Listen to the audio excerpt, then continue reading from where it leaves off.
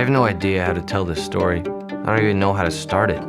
This is the story of my senior year of high school and how it destroyed my life. Your father and I want to talk to you about something sad. Rachel Kushner has been diagnosed with leukemia. That sucks. It sucks. It sucks quite a bit. You might be someone who could make Rachel feel better. I don't need your stupid pity. I'm not here because I pity you. I'm actually here just my mom is making me. It's actually worse. Well, congratulations on the film, and I guess it's been maybe 5 months or so since it premiered, and everybody seems to love it, and it's affecting everybody in a lot of different ways. But what struck me is that this is a deeply personal film for you, and it seems that you set out with a singular goal in mind. Yes. To tell a story for or about or for you and your father. Yes. Can you talk about that relationship and what you intended to do? Well, it's loaded, you know. It was such a private thing, what I was feeling and struggling to give it a shape, because it is so abstract. And to find a script that was a gift in a lot of ways, because it dealt with such humor, such great humor, and I found a deep connection with Greg, his character, both in who he was as an adolescent in high school, and then how he was dealing with the prospect of having a friend who may or may not die, and how confusing that might be, and all the big questions it raises. And as a filmmaker, how do you express yourself and say that? You make a movie about it, and I was doing the same thing. So how do you make a movie that will live on as a document of your great love for someone that you love so much and admired so much, and who had such a beautiful sense of humor? So that was the mission, to leave behind something that was the only way that I could express my deep gratitude and great love and that great friendship. So that was the way in, and so that's why it was very important to me to be able to find a balance between the funny and the sad, to make sure that by the end it was life-affirming and it was an authentic experience, and whatever tears we may have or laughter, it was all earned because it came from the heart. And Greg feels a lot of pressure to make a film in the movie. Do you feel that a similar amount of pressure? I mean, you're adapting someone else's work that is an emotional piece of work, and you are doing something personal as well. Do you feel an amount of pressure, or is it just more freeing that you're just focused on yourself? Well, there's always pressure, but in this particular case, I had so much support from the crew and the producers that it was pressure of my own to make sure that I wasn't. That I was savoring every moment that I was on set, that I was pushing myself and pushing for the right reasons in the actors to get something real on screen. So there's that kind of pressure, but at the same time, that kind of support, when you have that kind of support, it really inspires freedom and creativity. And I hadn't really experienced that kind of support and that kind of freedom that was given to me, because all I do is want to create an environment where the cast feels safe. So everyone worked with each other and it was quite intimate, and so whatever pressure was there was mainly pressure I put on myself to make sure that I was giving my best every day. And to paraphrase the advice that Greg receives, you're always learning about, you're constantly learning about somebody, whether or not they're with you and around you.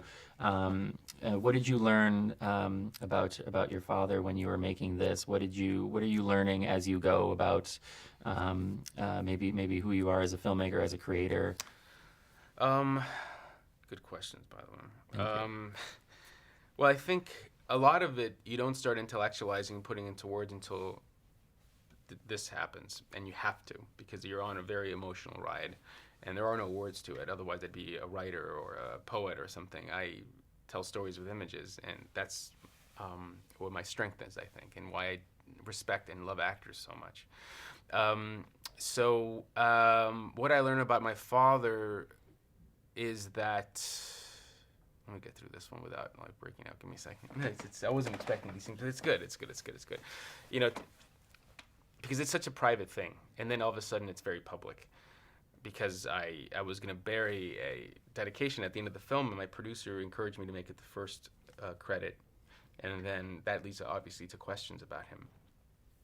Which, of course, at first it's very hard to to answer, because you've been avoiding that, feeling that. But it's about, and talking about it, you start to integrate that loss and make it a part of your life, and remember all the humor that went along with it.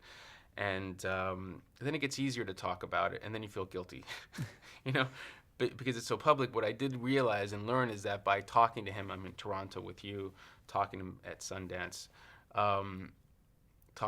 about him around the world as people, this film will outlive me, that his life is unfolding. You know, his story is unfolding in a really beautiful and unexpected way. And that's kind of an extension of the theme of the movie that's accidental, really. So I think, does that answer your question? Absolutely. Okay. And I think as, to wrap up, what do you, obviously the three leads are very, very important. What were you looking for in the three characters, and what did you find in the actors? I was looking for naturalism in their performances and the way they dealt with these problems in a very age-appropriate way. I mean, at the beginning of the film, Greg, who is the last one to come of age of the three, is crawling on the floor like a baby. You know, he was very good physically, and seeing how he carries himself at the end is really beautiful, subtle work that Thomas did. And Olivia, the way she deals with these problems in a very adult way, but also very age-appropriate, but also very elegant and regal in her own way. And of course RJ's confidence as the person who became of age before all of them. So I was looking for that, and that energy between all of them that wasn't romantic in any or sexual in any way. That kind of chemistry would have thrown the balance of the movie off, and you would led to an audience to expect something they were never going to get. Mm-hmm. But